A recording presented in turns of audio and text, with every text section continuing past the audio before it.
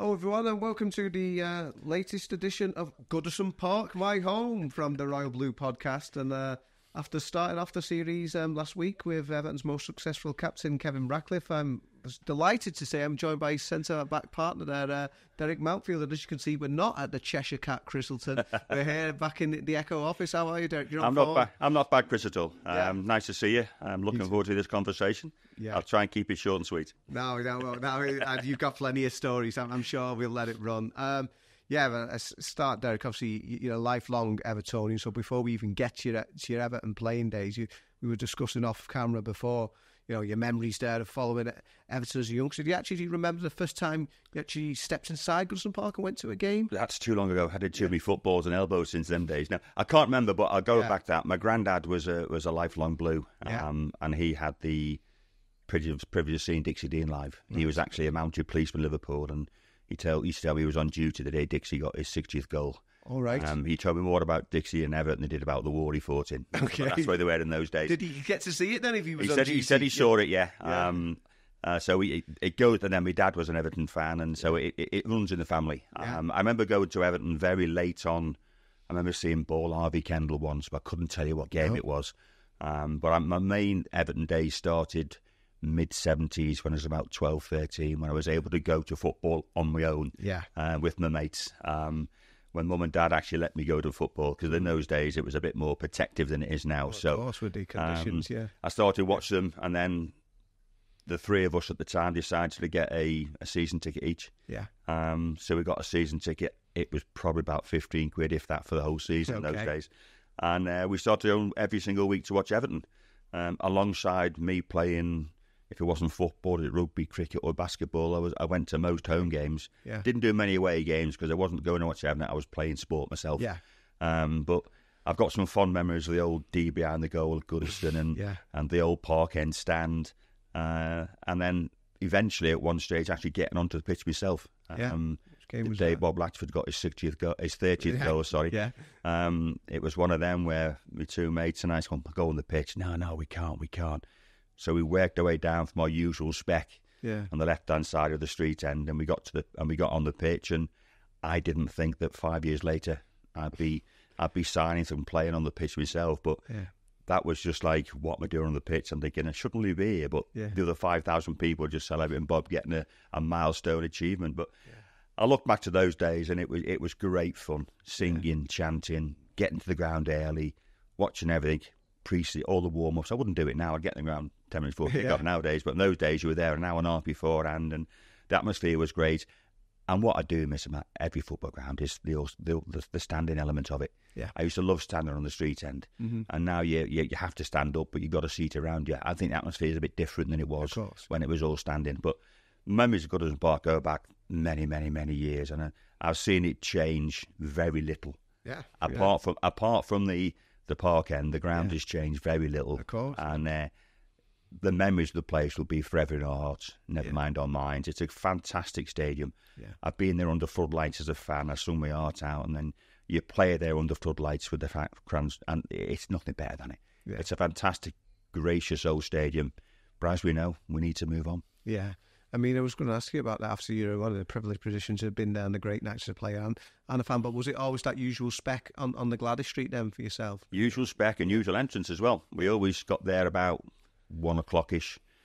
Quite often I'd play football in the morning. Even when I was at Tranmere, I had a season ticket for 2 seasons. Okay. Because Tranmere played Friday night. Yeah. So I could get there Saturday, and the A-team always played Saturday morning by 10:30, so I'd always get to the ground. So we used to get there about 1 o'clock, and we always had a turnstile just on the side of the Bullens Road. Okay. Open straight into the street end. We used to stand behind the pillar, the barriers early doors, because we could rest on them. And as the crowd came in, we'd slide underneath and stand in front, so we didn't get crushed to death with the crush in those days. And then it built up, and then we had a fella called Fozzie who used to stand up on the middle post singing and chanting, get the crowd going, and all the old songs. And those days, you used to sing players' names all the time. Yeah. And Bobby Latchford, Walk On Walk, Duncan McKenzie is Magic, Andy is our King. We sang songs all day long. Yeah. And that's what I miss now. I miss the songs. It's always the same one or two songs. Yeah. I'd love to see a repertoire of songs back at Goodison Park before we finish of all the old songs used to come out, because the fans used to get get right behind the team. And I've seen some shocking games there, but getting there at the same time, dropped off at Seacombe ferry over, bus up to Goodison, same spot before the game, same spot during the game, same way back home, and back to a mate's house for a nice hot chocolate afterwards. Lovely stuff. I was just going to say, when you were obviously playing from a young age, and as we're going to discuss, you were at Tranmere before you came to Everton. I mean, who were you playing for when you were young? So obviously you weren't attached to any of the clubs when you were a youngster. No, my young days was sport in general, not just football. I played rugby, I played cricket, I played basketball, and I played a lot of football. So my first team on the Wirral was Trinity United. Okay. And they had a very Arsenal-type football kit. Okay. But we were always third or fourth out of two. There's always two better teams than us, called Constellation and Putin Athletic. And then there was Trinity and Olympic, who were the two that finished third or fourth. Okay. And after at the age of about 13 or 14, I played my first game at centre-half because I was a striker as a youngster. Okay. So I was goal scorer, and then I came to a semi-final, and I got changed to centre-half, and I stayed there. Yeah. End of that season, I left Trinity United and joined Putin Athletic, who were one of the top teams. And I played there every Saturday. And then in my last year at school in 78, I was really doing well at rugby union, really doing well. Okay. And the teacher had me in the Cheshire County squad. And he said, "You're going down for the schoolboy trials this year." Okay. He had high hopes for me. And over that summer, I just went, don't want to play rugby anymore. Okay. I love watching the game, but I found out I love playing the game. So I come in Thursday, and I said, "I'm not playing, sir." And there was a few choice words, so I say. And I haven't played rugby since that day. And that was September 78. Okay. In the January 79, I got the chance to go for trial at Tranmere. Yeah. I got into their schoolboy team, which is actually run by Ian Wone's dad, Alan Wone. Okay. So I've knew Ian when he was about 2 foot nothing and about 7 years of age. And Alan Wone run the team. There was 15 in the squad. End of that season, I was the only one to offered an apprentice contract. Right. So Johnny King at Tranmere must have seen something in this. I always say this big, tall, scrawny kid from Tuebrook, which is where I'm from, and I got the opportunity to play football. But if I hadn't given up rugby, would I have played football? I don't know that, but I think I made a pretty good choice. Inspired choice, but the school teacher still tells me I make the wrong decision. I still see him now. He still tells me I made the wrong decision. Wow, all that time. Harsh taskmaster. But obviously, Tranmere Rovers then started out. What was that like playing at Tranmere before I actually came to Everton then? Interesting, because as a youngster, whether Kevin explained what goes on as an apprentice, when you have to do all the dirty jobs that people won't do now. So I was cleaning toilets and boots and floors and showers and corridors and washing all the kit, and I was just a dog's body. Yeah.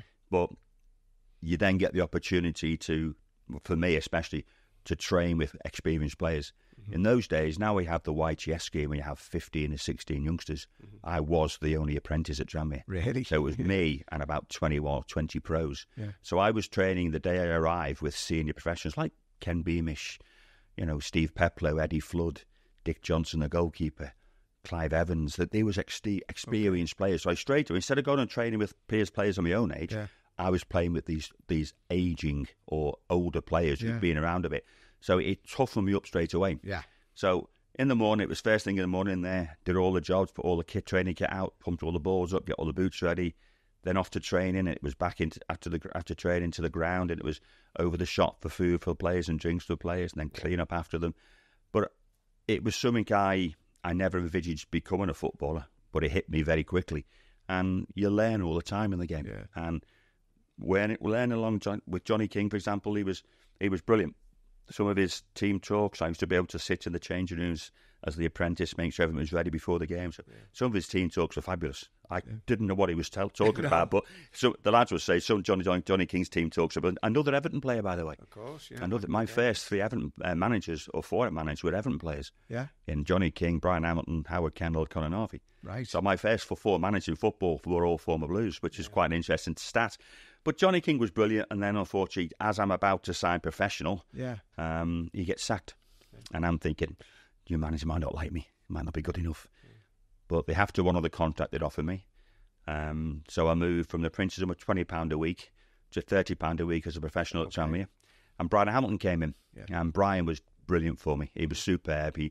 he took me under his wing, he gave me opportunities, and I made my debut under Brian, and I had a 3-game start when I didn't play. I didn't do bad, but we lost 3 games with a bounce. The 4th game, I got my seat back in the stand.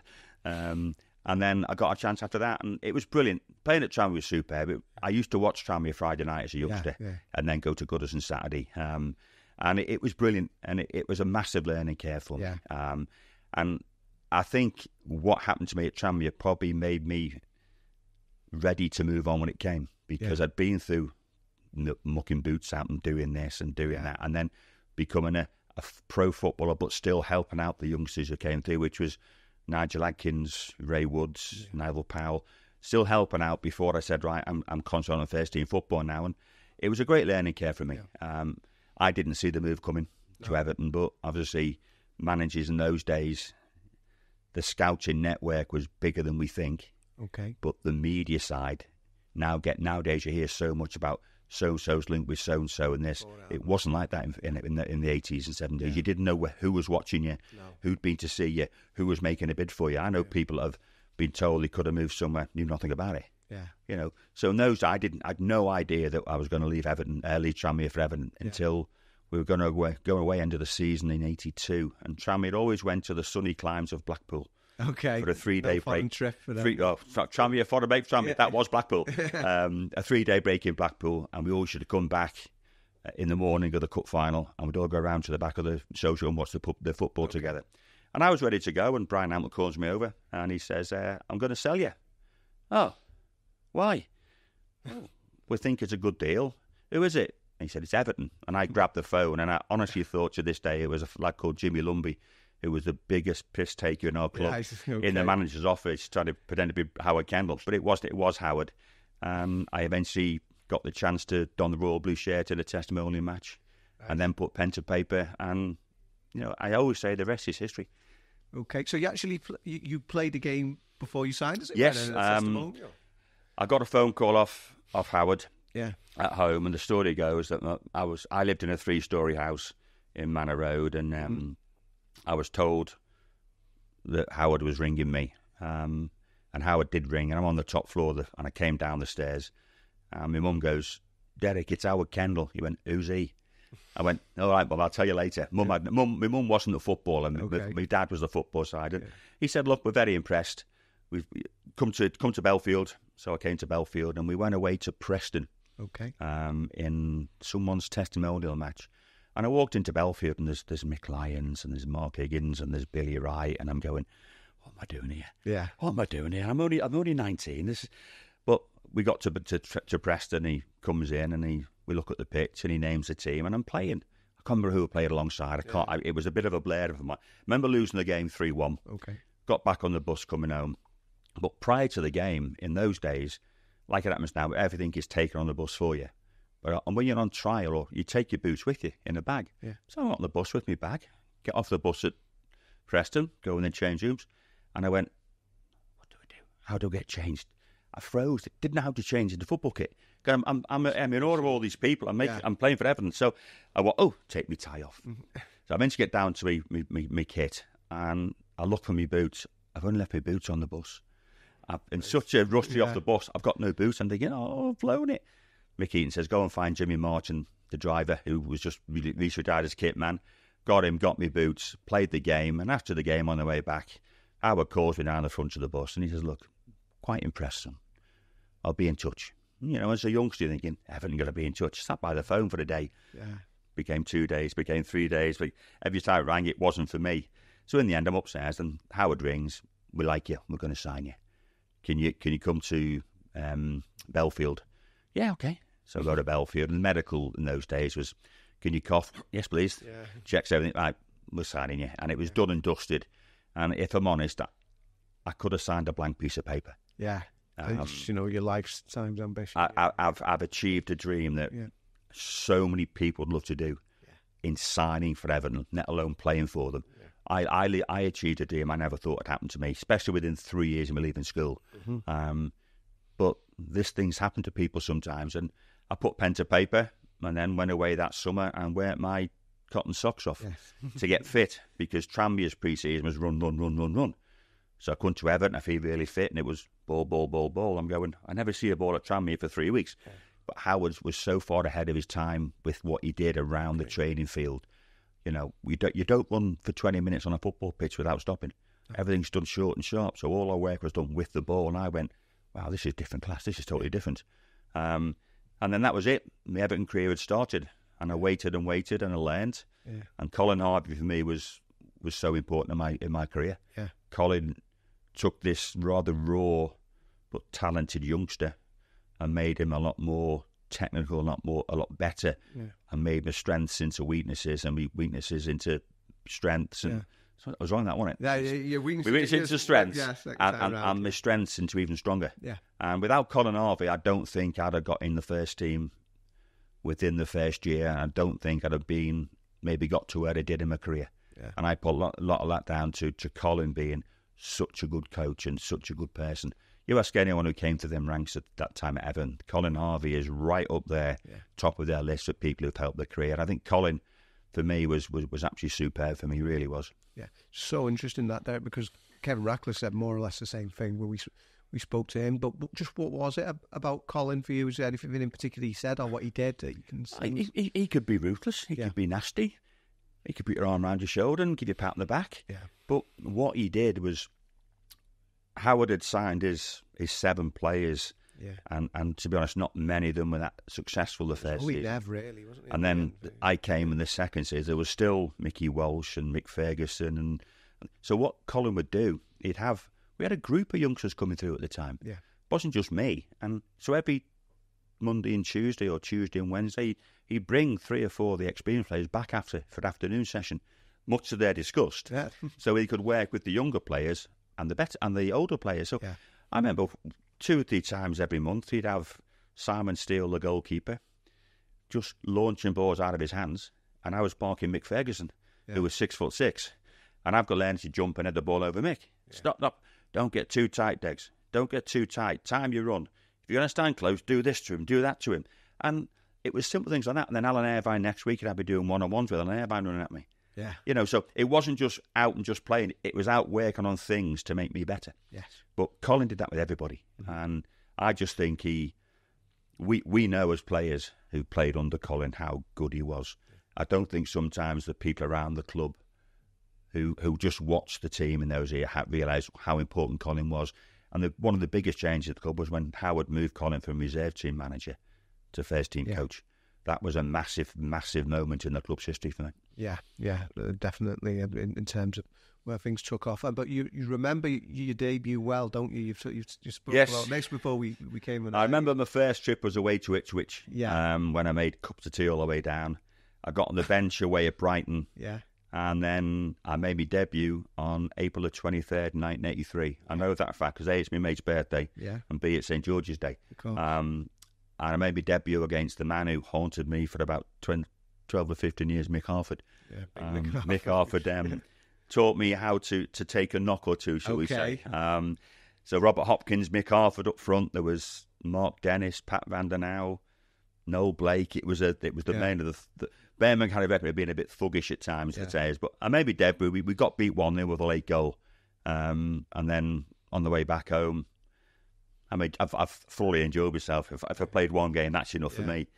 Next game, I'm back on the stands again. Yeah. And you expect that as a youngster. Remember, I was only, that'll be 19? Yeah. 19 and a half? No, 20. I'd been 20 at the time. So I didn't expect to play in the first team. No. I was hoping to. But then pre-season comes along and you have your summer off and you get yourself fit. And we had about a 10-day break away at Lilleshall. Played a couple of games down there. Then Howard named 2 squads. And nowadays you take a squad of 20 and everyone gets a game. In pre-season you took a squad of 12. So everyone got a game. And another. So 12 or 30 went down to Warsaw and I went up to Formby to play against Marine. Okay. And we won 2-0 up there. I scored 2.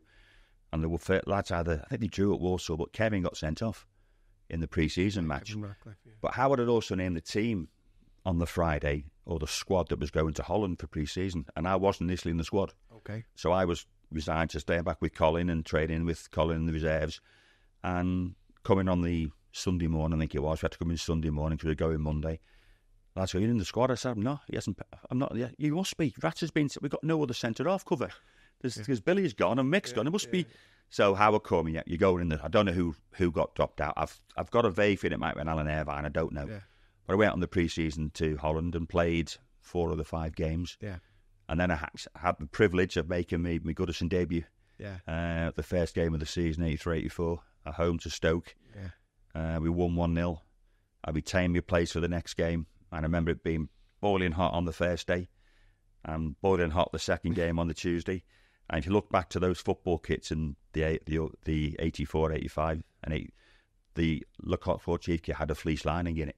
Right. So that's why we were all so slim. We sweated our cotton socks off during a match. Yeah. And I remember coming off feeling overjoyed. So I've lost my first game, won my second, lost my third, all by 1-0. So I'm thinking, Kevin comes back in, and I'm back in the stand again. And I'm back with Colin, learning my trade again. Yeah. But I look back to my debuts with such fondness. I didn't see that happening when I was leaving school in 79. But by 82, 83, I'm playing in the top flight of football. Yeah. And some people get it very, very early in the career. Yeah. And nowadays they get it a bit too easy sometimes. But we had to work for our performance. We had to work for our debuts when I was playing. Yeah. We had to prove to the manager we were good enough. We had to prove to the fans as well. Yeah. But when you get the opportunity, you try not to flip it by and just take it as you want to do your best. And I always did that throughout my career. Yeah. I always tried my best. I might have been rubbish, but I tell you now, I was always trying. Yeah. Was the family there? Do you remember for the Goodison for the debut? They probably were. I really can't remember. I've had it to my elbows since those days. Had my footballs and heads. Yeah, I think my dad was there. My dad used to love coming. My dad unfortunately had a stroke late 79. Okay, and he wasn't in great health. But my mate was always there. I always remember my mates kept going they kept going to the same spot in the street end every week. All they didn't have to worry about was tickets for away games and finals, but in the same spot, you'd always want to give them a wave, and you see your family give them a wave. And people always say, well, "Who are you waving at in the stands?" Well, you know people. Yeah. I know half the street end. Yeah. I know half the street end now, so I wave at them. It's looking back, Chris. It was just it's still a bit of a pinch me moment for me that I actually managed to play for Everton. I still.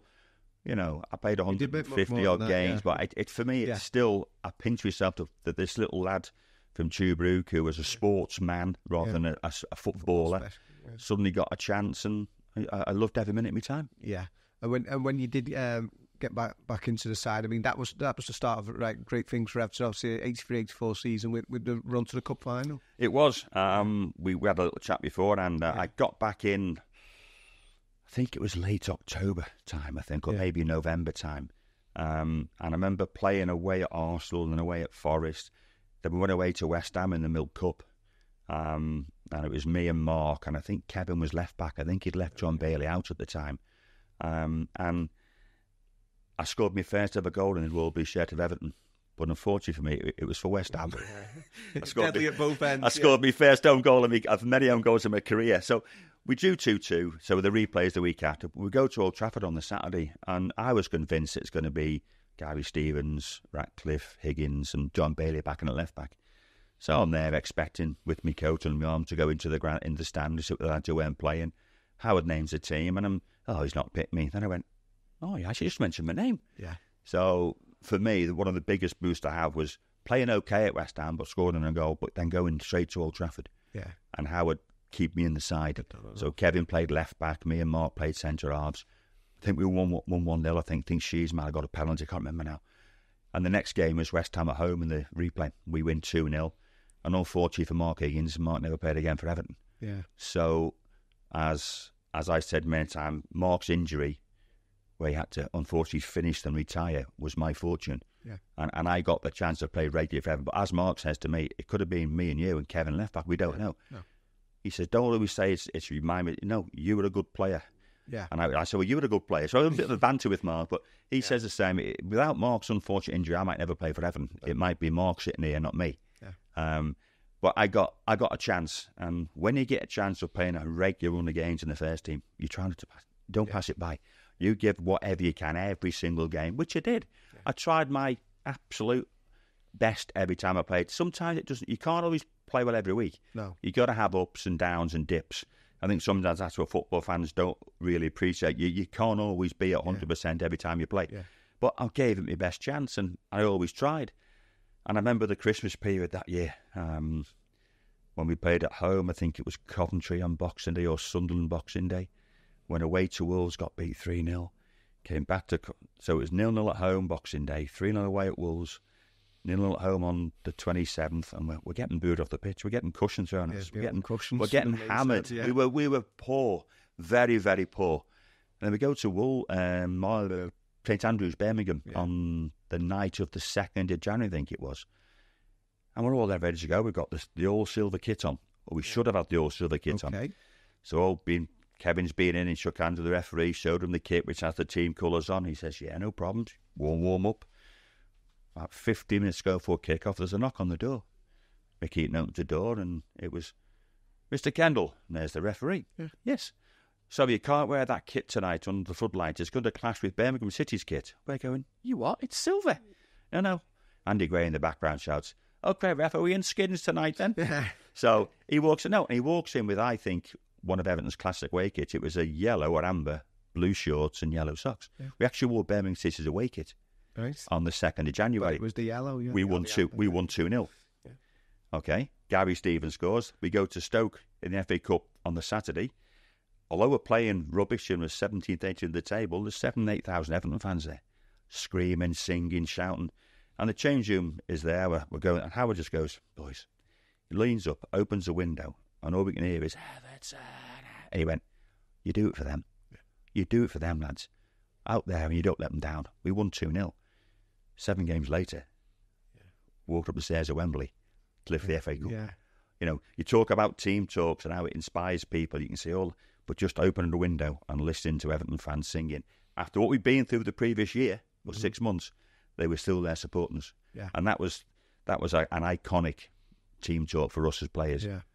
I mean, as that period, wasn't it? That was the club's first trophy in 14 years. I mean, by today's standards, that's not so bad, but obviously it was a long time then. And in that period, obviously, you'll know as much as anyone as a staunch Evertonian. That was Liverpool's ascendancy. Correct. So to come back then and to win it in '84, obviously, as we speak today is actually, believe it or not, the 40th anniversary of the Milk Cup final. I saw that this morning. Yeah, Everton against Liverpool. So you had that obviously beaten in the replay there, but then that actually give you the belief that no, we can go to when we can do something. This team. I think it was. Yeah. I think we realised that we'd been through an awful lot that season, quite a few personnel changes, Andy Gray coming in, and Adrian Heath wasn't scoring tons of goals, so in the end, Howard dropped Adrian to midfield alongside Reedy. Trevor came into the team, because if you look at that team going through the 82 when I arrived, middle of 82 to 84 when we won it, Howard was undecided in certain places who to play. Yeah. When I first came, he didn't know it was Neville Southall or Jim Arnold was the best keeper. Right. They chop and change all the time. We had Brian Burrows when I first came to Everton. He was in before Gary Stevens, you know, and then Billy Wright and Mark Higgins were the two pairs for when I first got there. And then it became Mark and Kevin, you know, and then midfield it was Alan Ainscough was in there and Steve McMahon was in there. Then Peter Reid got in the side, and Peter didn't have a good start to his career at Everton, but what a player he turned out to be. And then you got Kevin Sheedy getting a regular game, and you know, but I think that Andy Gray arriving was crucial in us coming together. But going back to those days, you look at that team and you think, if that team had stayed together for another couple of years, how good could it have been? Yeah. But winning the FA Cup was, I always say to people, what's the best trophy? I say the first one. Yeah. The first one is the hardest one to win. Mm-hmm. And going to the Milk Cup final, we went, we can match these. Yeah. We're as good as them. We've matched them all the way through this game and the replay. Yeah. Then we get them in the Charity Shield, and we beat them in the Charity Shield. Then we go to Anfield, win at Anfield. We went, we're as good as these. We can. And that's when the belief really hits you. Yeah. When you realise that the team that had been winning everything, and as Blue, much of my mates who are Reds win everything was, shut up you. And I can go, hey, look what I've done now. Look what we've done. It was nice to get from being the little team, as someone called us. Yeah. I won't say who. Yeah. We became an equal, if not better than them. Yeah. And for 4 or 5 years, Merseyside was an absolutely fantastic place to play football. Yeah. And both sides are doing well. The rivalry was brilliant, and you know it was a great play. It was a great time for Merseyside football. Full stop. Yeah. And for me to say I was part of that made Everton, you know, successful again. As a Blue, there's nothing better than it. Yeah. To be a member of your club and then be part of the team that makes your club great again. Yeah. I had an immense. To this day, as I said before, it's still a pinch me moment. Yeah. To believe that actually happened to me. Yeah. I mean, when we were planning this last week, I mean, we sent a few photographs over there. I did, yes. Some scary ones, as I said to you, wasn't it? Yeah. Those pictures, though, from the Watford game, the Cup Final '84. I mean, you could just say the jubilation. You talk about that first trophy, winning that. It's when people say, "What was it like?" I said, "I can't remember the game." The game flashes by because you go down. Howard was great. Howard never ever changed his routine. No. We never went down to an away game 2 or 3 days beforehand. It was always the day before the game. Okay. So some of these teams get to Wembley, they go down on a Wednesday. You're lounging around doing odd things for 3 days. We go down the day before every single time. Stayed in the Beaconsfield Hotel. Wake up in the morning, out the window, and there's Freddie Starr doing daft things outside. And Freddie was just different. Yeah. He was totally relaxed. He enjoyed life. Then we get on the team bus, and you're driving down to Wembley, and we get a police escort. There's a helicopter above following. There's a camera on the, and you're thinking, well, yeah, we are playing a cup final here. Yeah. You eventually you see fans bit by bit getting more and more and more. Then you see the Blue pub one side and a Watford pub the other side with thousands of fans drinking beers, and they're going, yeah, come on, Dex. And I go, I want to be with you for a pint. And they're going, I'll be in that bus with you. Yeah. And it's a strange. You turn down Wembley Way, and we did the Howard Way documentary about 4 years ago now, and we've seen a lot more footage. I've not seen hardly any footage at the time, and you realise how much it means to the fans, and you realise what it means to them to go to Wembley. And the old Wembley was brilliant because you came round the back, and there was a huge 40-foot high wooden doors about 6 inches thick. Okay. And the bus drove into the tunnel, and it's a slight incline up the tunnel. The minute they shut them doors behind you, somebody turned the volume off. Really? All the chant, you couldn't hardly hear it. Then we get on, you go on the pitch, you're looking round, but when you say, ready to go, boys, and you walk out, and you can't see the pitch. All you can see is sky. Yeah. As you come up, it levels off, and you see the top of the stand, and then all of a sudden the crowd see you, and the roar is just immense. The roar, the walk, the roar, then the walk from the behind the goal across the sandpit. Yeah. It's what Wembley should have kept hold of. They should have kept that long. That long walk was fabulous. Yeah. And then the game kicks off, and I really I've seen the goals, and that's about all I've seen. Then the whistle goes, and you think, oh, I've won the FA Cup. Yeah. And then you walk up the stairs, the 39 steps as it was in those days, and you get the cup, and you get your trophy, and you start looking at that cup, and you think of all the great players who've picked that trophy up. Yeah. And I'm talking likes of Brian LeBone, Bobby Moore, all these great players, and you think, this is you're with them, yeah. Yeah, I've won what these players, and the trophy we got dated back to the early 1900s or something. A really old trophy. But when you start thinking, I've won the FA Cup here, and then we go on. We had a great night that night in town, and you get back on we got the train home, and funny story is, I'm on the train. We had the 2 restaurant cars, or 3 restaurant cars Everton did, and my mate knocks on the window. My mate who went the game with every week. My mate who'd been with me since I was like 3 or 4 years of age. So I get hold of the trophy, and I take it out onto the platform. Oh, great. Give us a cuddle. And I went, what have you done? He was soaking wet. Because he'd been in a fountain the night before in St. Trafalgar Square. He'd also caught with a policeman with one of those flashing bleacher beacons, which had petrol in it, which he'd behind his back. So he stunk of fuel and was soaking wet. He said, I've had a great night, though. I loved it. And then you get off the train up at Broad Green, and you get on the open top bus tour, and it's then when it hits you. Okay. What it means to the people who've been down there to watch you. Yeah. I never got the chance to watch Everton lift a trophy. I still haven't to this day, because I was a bit too young in 69, 70. I was only about 7.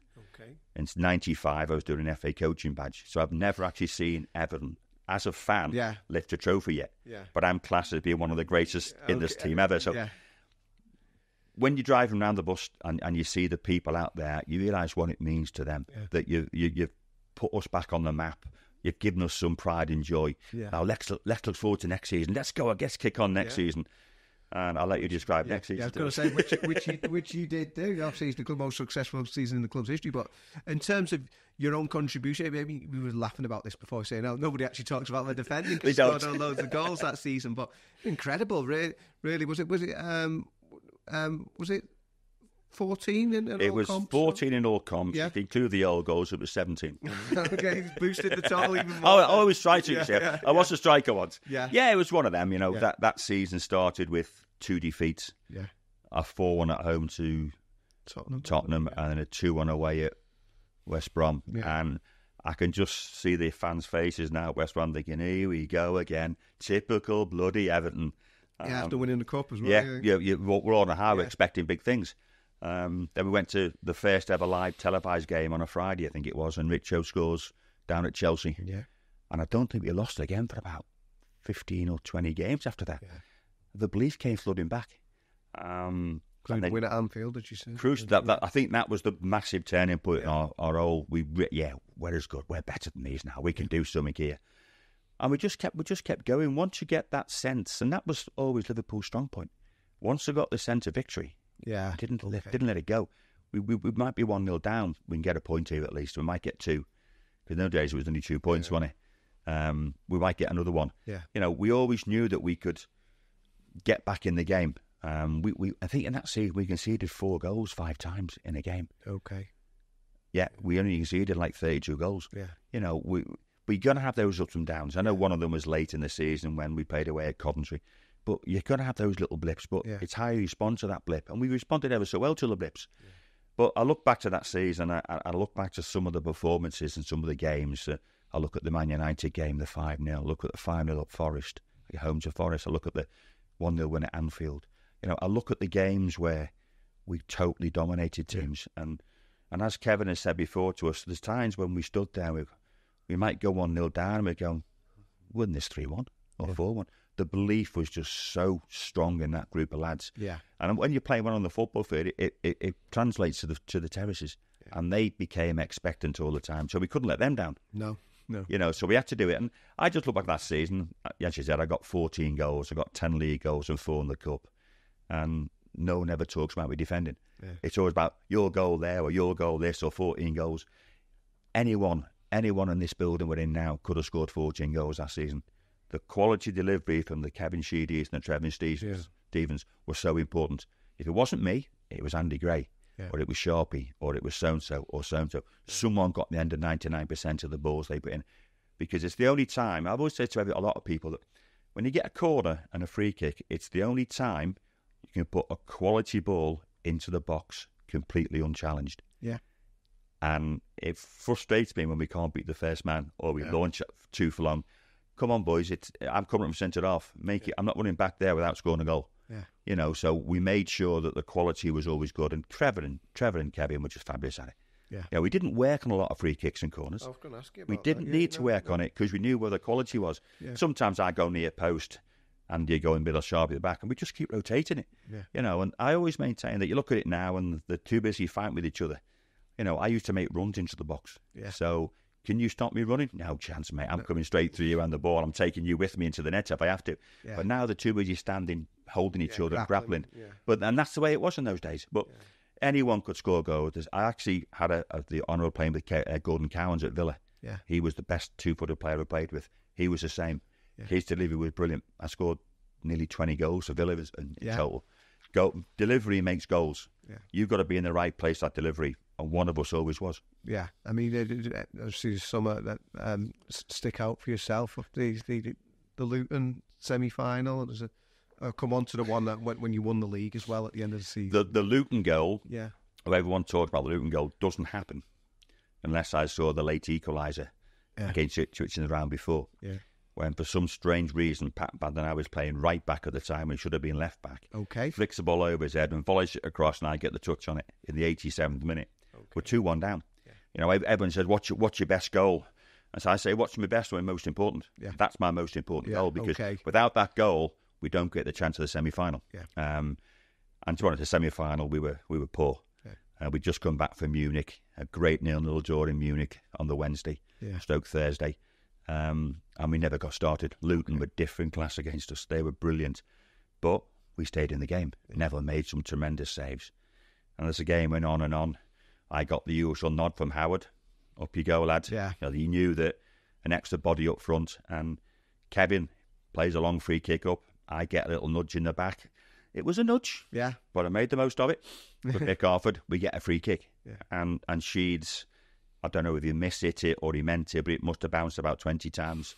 We're back in the game. Yeah. It's 1-1. And by this time, I've got my nose across my face, my back, my eyes black, my knees throbbing. Extra time starts, and we knew we'd won the game in extra time. We knew we'd won it. We knew we were stronger than them, mentally, physically, and belief. Yeah. So, at half-time of extra time, I remember, look, they're making a substitution, and they took Mick Harford off. I've never been so pleased in my life to see a centre-forward go off, because I was battered. And then we get another free kick later on, and again, delivery. Yeah. It's Kevin Sheedy again. Left foot, right area. Head the ball, back of the net. 95% of the ground erupts. Luton's smashing the straw boaters on the floor because they're gutted. And I just set off, and people say, why did you run like that? I said, what would you do? You just scored a goal to take your team to Bramley. You don't stand there and go, wow. Yeah, I just set off. Yeah. Andy Gray caught me, nearly throttled me. We get through to Wembley for the second season in succession.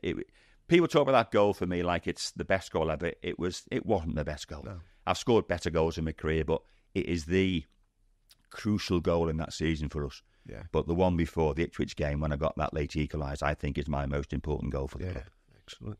And before we go on to obviously the season's finale, I can't not ask you about what is arguably Goodison Park's greatest ever night, the Bayern Munich semi-final.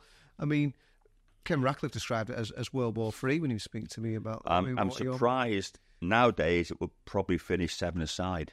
There was some brutal tackles in it. I mean, seriously, nasty tackles and elbows flying around. But you come to Goodison Park. Yeah. It's a semi-final of a European trophy. You're not going to get an easy night. No. Full stop. I remember we always stayed in town at the old St George's Hotel, which is now the Holiday Inn. Okay. And we normally left round about, those days it was always a 7:30 kickoff. So I'd always be told to be down for reception for like 6:10 on the coach, 6:15, be at Goodison for 6:30. Yeah. Howard wanted us there an hour beforehand. Get a phone call, we've got to go early. Yeah. Why? There's thousands outside the ground, we've been told. Yeah. We left a good half an hour early. And I remember turning left into Gwladys Street, and you couldn't see the road. It was just a swarm of people. Yeah. And the bus is trying to get down. And how Moses felt when he parted the waves. There was Everton fans getting squashed against the houses one side and the street end the other side, all still singing and chanting. And we go into the game, and we came out. The roar was brilliant. Yeah. And I remember it was a nip and tuck game. We had. Tackles were flying in, and then they scored. And someone turned their volume off. Yeah. It was stony silent. Yeah. So we come in at half-time, and I goes, boys, you're better than them. You're fitter, you're stronger, you're a better team. That street end, get the ball in the box, let them suck it in, and we'll score. Yeah. We didn't use Gary Stevens' long throws every single game, but Gary gets it, launches it. Andy Gray sort of let's say he has an incident with the centre-half Argentala. Happened to be nose and elbow in the same sentence, I think. And coming together. Yeah. Sharpie scores. Yeah. They're looking for a free kick. Argentala's looking for a sponge for his nose. We're back in the game. The crowd erupt.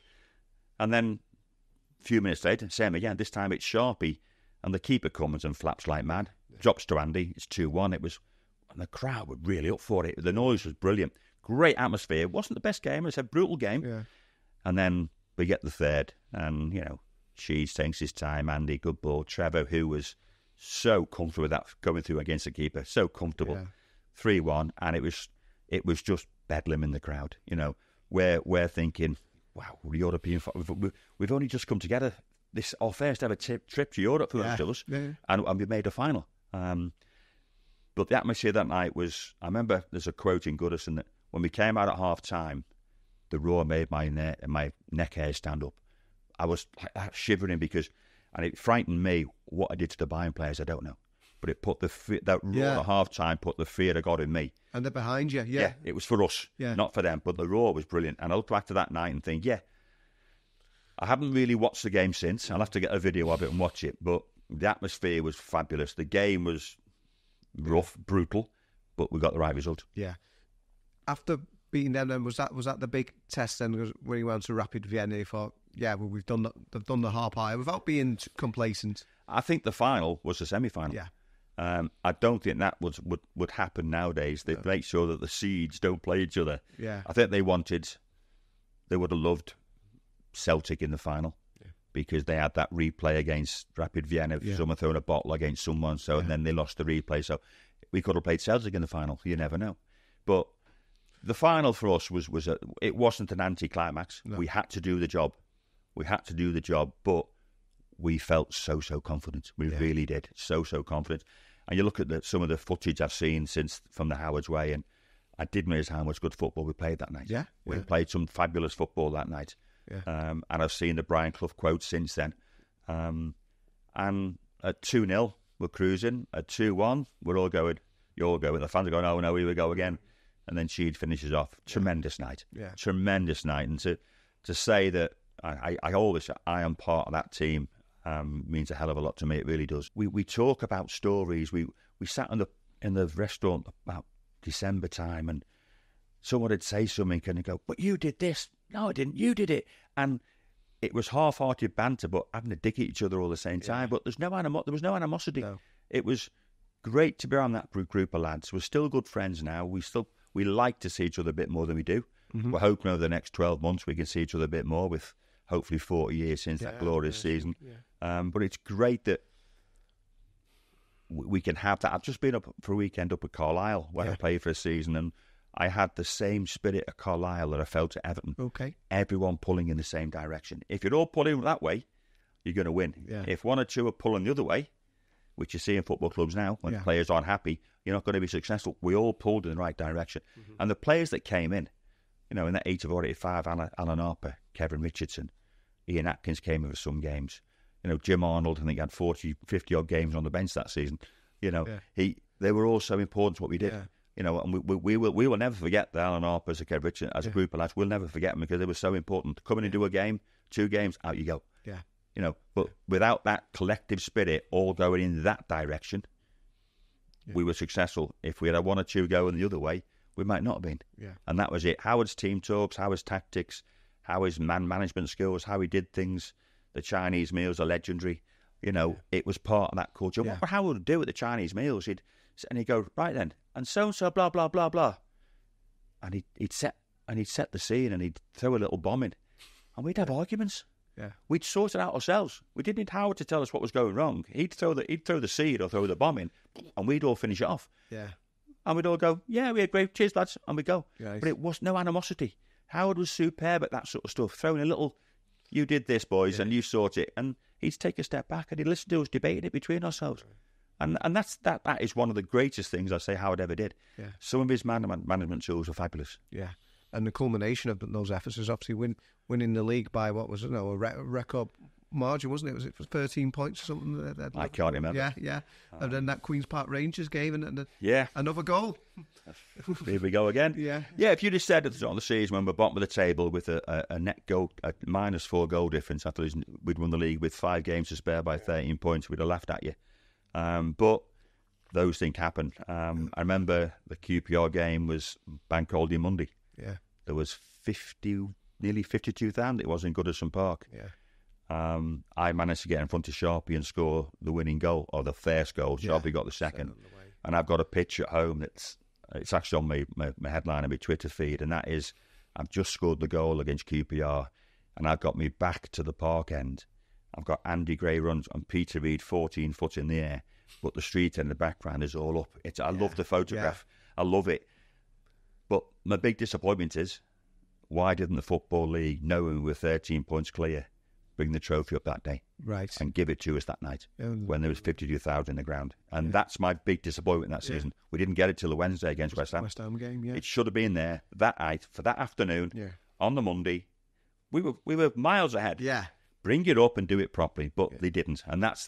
I think that let us down that day. We needed to celebrate with 50,000 people in the ground, not 32 on the Wednesday night. Yeah. Those 50,000 should have had us watching it, but the Football League and the influence didn't do it. So what could we say? But again, I remember the volley. It was a volley. It wouldn't be my goal nowadays. It'd be an own goal by the keeper. Right. Hit the crossbar, the back of his head, and went in the net. but I'm claiming it. It's in the books. Yeah, it is. It is in the books. Yeah, and you said that's so. But then obviously, a couple of years later, it's very different because obviously Everton win the league again. In between there, obviously we got 85, 86 where Liverpool win the double. But you're very much in it for towards the end. But then 86, 87, triumph against adversity of all the different players and the injuries and the way all that panned out. It was, yeah. If you look back to the end of 85, the Man United and then Liverpool doing the double, we were only 3 games away from being Triple FA Cup winners, maybe double champions. Only 3 games over the course of 2 seasons. Yeah.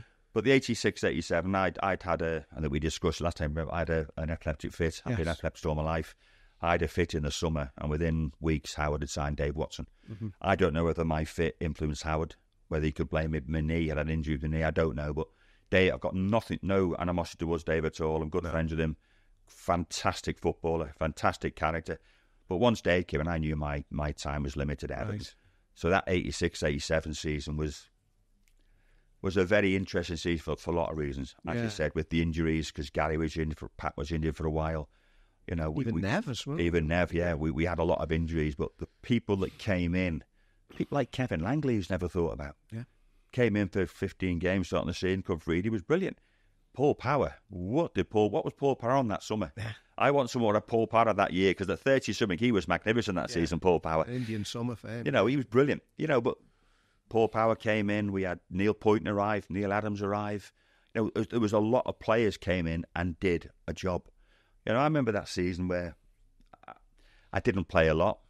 I remember we went away to Southampton. Howard played the 3 of us, me, Kevin and Dave. Okay. And I think Dave got injured. So me and Kevin then played the next 8 or 9 games together. I think we lost 1 game, and, you know, should we come to play Newcastle in the Full Members' Cup? And Howard says, well, Dave's fit. I'm going to give him a game, but you're playing on the Saturday. Okay. So he plays Dave midweek, and then Howard drops you on the Saturday. Yeah. And we had a right to do. Okay. I didn't go to the training on the Saturday, didn't go to the game on the Saturday. And he said, why weren't you there? You never told me to come to the game. You never told me to come training. Just told me I wasn't playing. Yeah. So we had a bit of a to-do. Yeah. Dave got on the side. There was banners and people booing Dave. But by the by, I've said before, I've got no problem with Dave at all. No. But I knew that my time was limited. I didn't know that I'd be involved with the squad for the rest of the season as a very much a peripheral player. Yeah. Very rarely got on the bench. We went away to Norwich and won the league. Yeah. And the journey back was magnificent. So I keep telling Jimmy Martin to slow down. Yeah. I've never known a 9-hour coach journey take 45 hours. It felt like it was. I would stop at this. Need some more beer, Jim. Stop here. Slow down. There's a pub. And then we all got home and drove. And that's how it was in those days. How we drove home, I don't know half of us. But I look back, and then Howard, in those days, I think it was 14 games. You had to play a third of the season to get him. I think it was a third. I think it was 14 games, and I'm sitting on 13. And the last game of the season, we're playing Tottenham at home on the Monday, and they're playing the FA Cup final on the Saturday. Okay. Against Coventry. They played a very much weakened team. Okay. And I'm on the bench. So with about half an hour to go, whatever it's warm up, Sonny going on. I'm looking, Kevin looks okay, so does Dave. Up and down the tunnel. Right, you're going on. You're going up front. What? So Inchy, I think it might have been Inchy came off, and I went and played up front for like last. For like. Yeah, so I went up front, scored the winning goal. Yeah. Scored my last goal for Everton against Tottenham at the Park End. And that goal, we'd won the game. We already won the league, and that game gave me a league medal. Yeah. So Howard always knew that he needs 1, he needs 2, he needs 3. And I managed to get enough medals, enough games for the medal. And I still feel like I was an important part of that team because during that season, I'd played against Watford, or was it the following season, where we won 3-2 and I scored 3 goals. Yeah. And when I asked the referee for the match ball, he told me the own goal didn't count. Wow. So my only hat-trick in a blue shirt, I never got the match ball. Yeah. But Howard was good at it. He made sure that you got your rewards. He didn't leave you out. It was very hard that season because I did feel, but I didn't feel part of the team at the same time. And the following summer, or that summer, Howard went. Yeah. Everything changed again with Colin coming in. And I think I only played about 12 games that season. Yeah. I did get injured in the reserves that year and missed about 3 or 4 months. But I started feeling that I wasn't part of the setup all of a sudden. Yeah. I started feeling that I was a little bit, not isolated, but I didn't feel part of the group. Yeah. And then Colin and I had words end of the season. I ended up getting my move to Aston Villa. But my last 2 seasons at Everton were disappointing, what happened the previous 3 years. But, that's football for you. Yeah. You've got to take the rough with the smooth, the highs with the lows. I've had massive, massive highs at Everton. Yeah. I had massive, massive lows at Everton. Yeah. But I'm not going to take anything away. I have done what 99% of those fans on the terrace at Goodison would love to have done. Yeah. I've donned the Royal Blue shirt and come out to Zcos. Yeah. And that means the world to me. Yeah. Yeah. But my last couple of seasons at Everton were tricky. I wasn't enjoying my football because I wasn't playing. I was playing reserve. I was playing the reserves. One night we played away, the reserves away at Grimsby. Yeah. So Mick Lyons was manager. So me, Sheeds and Pat Mandanao played at Grimsby. We jumped in Mick's car after the game, stopped at the fish and chip shop that Mick knew around the corner because Mick had managed Grimsby beforehand. And we drove down to London and we stayed in a hotel. And I was on the bench for the next day at QPR. Yeah. So it was hard to play a reserve game at Grimsby, then drive to London and be a sub, or the other round, go to London as a sub and then come back and play the following night. Yeah. It was hard. Yeah. It was hard. A lot of people have to do it. A lot of people did it. I love football. I was playing for Everton. I did it, but it was difficult the last couple of years from the time at Everton. But I say I'm not going to be critical. I look back with so many fond memories. I really do. And if we come full circle to finish, and obviously with the move for the club from Goodison Park, who, like I said, as a lifelong Evertonian, it means so much for you. It's not just being a Blue, though. It's a unique football stadium, and it will be missed. It's the last of the original. For me, it's the last of the original stadiums. You've got some lower clubs, but for me, it's the last of the big clubs that have the old-fashioned stadium. Yeah, you love sitting in the stands, and you've got a big post in your way, and you can't see the goal there because the post in the way. But that's what football grounds were like in those days. When you stood up, you could miss all that because it was all right to move around. But we're going to miss it. It is a fabulous, historic old stadium. I want to try and get something from there before it goes. I want to take something from the place. Part of it? Yeah. I don't know what I want. Yeah. I want something to say that I've played there and I've watched it. If I go and take the crash barrier where you stand, but that's already gone. I'd love something from the old place, whether it's a chunk of grass or a chance to go and take something from inside the ground in the changing rooms. Concrete from your spec. Yeah, it'd be lovely, but I'm not going to get the opportunity. But we're going to miss it, especially under the floodlights of a night time. There's a unique atmosphere at Goodison when it's floodlit. There's an aura to it. Yeah. It's like a shroud. It seems to be shrouded in love when you play under floodlights at the Goodison. Yeah. It really does. But we will miss it, but we're doing the right thing. Yeah. We can talk about Goodison Park for decades and decades, but your kids and your grandkids, they don't want to go to Goodison Park all the time. Yeah. They want to go to an all singing, all dancing, brand new stadium. For the club, it's going to be great financially. Yeah. I just hope that we can make it a bit of a fortress because at the moment we're struggling to make Goodison Park a fortress it used to be. Yeah. But as a stadium, I've seen it. I'll drive past it later on the way home. It looks magnificent. I've not been inside it yet. I've not been into the place. Yeah. It looks wonderful. Mm-hmm. And everyone who talks to me, my mates from London, say, your stadium looks fabulous. Yeah. Looks brilliant. We'll wait and see how we perform in it. But Goodison Park is Goodison Park. We'll never, ever forget the place. And I hope when they do what they do to it, they leave the centre circle a bit of grass somewhere. Yeah. I don't know what the plans are. I've not seen it. Yeah. But it'd be nice if the centre circle could stay with the little centre spot in the middle. It'd be lovely, but we're going to miss it. But it is time to move on. Yeah, terrific. Well, we're going to do well to top that one. A lifetime of terrific memories from a lifetime Evertonian and one of the members of the club's most successful side. Thank you, Derek Mountfield.